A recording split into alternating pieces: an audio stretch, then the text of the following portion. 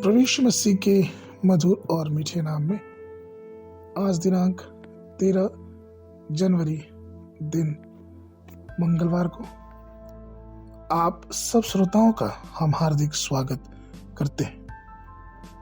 आज के दिन के लिए जो वचन है वो लिया गया भजन संहिता की पुस्तक उसका 27 अध्याय 1 और 3 पर। यहोवा परमेश्वर मेरी ज्योति और मेरा उद्धार है, मैं किससे डरूं? यहोवा मेरे जीवन का दृढ़ ठहरा है, मैं किसका भय खाऊं? चाहे सेना भी मेरे विरुद्ध छावनी डाले तो भी ना डरूंगा, चाहे मेरे विरुद्ध लड़ाई ठन जाए उस दशा में भी मैं हियाव बांधे निश्चित रहूंगा। प्रियो, आज का विषय है एक निडर हृदय।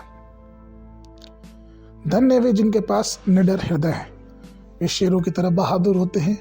वे असफलताओं से नहीं टूटते, ना ही मुश्किलों में हिम्मत हारते। इसके बजाय वो ताकत और अविश्वास को पीछे छोड़ते हुए शक्ति और सामर्थ्य से भर के आत्मविश्वास में आगे बढ़ते हैं। दाऊद के जीवन को देखें कि वो किस प्रकार से यहोवा पर निर्भर था।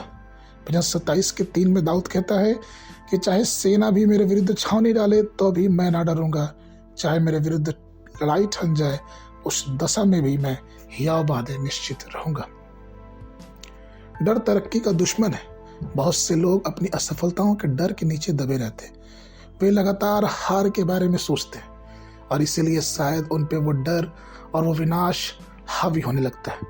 लेकिन दाऊद जो विश्वास की गवाही देता है वो भजन संहिता 27 के पहले पद में कहता है कि यहोवा परमेश्वर मेरी ज्योति और मेरा उद्धार है, मैं किससे डरूं? यहोवा मेरे जीवन का दृढ़ गढ़ ठहरा है, मैं किसका भय खाऊं?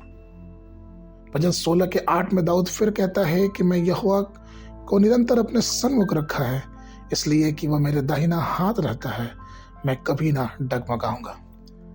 प्रियो, विश्वास से ही हम हार को, या फिर यूं कहे कि विश्वास से ही हम डर को एक विजय में और हार को एक जीत में बदल सकते हैं। जिस प्रकार से पौलुस फिलिपियों की पुस्तक उसके 4 अध्याय के 13 पद में कहता है कि जो मुझे सामर्थ देता है उसमें मैं प्रसन्न, उससे मैं सब कुछ कर सकता हूँ।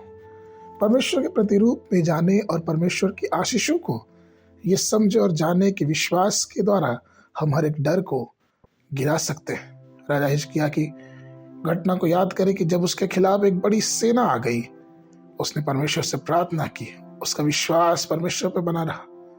प्रभु ने उसकी प्रार्थना सुन के एक स्वर्गदूत को भेजा जो असुरी सेना की छावनी में गया और उसी रात 1,85,000 सैनिकों को मार डाला।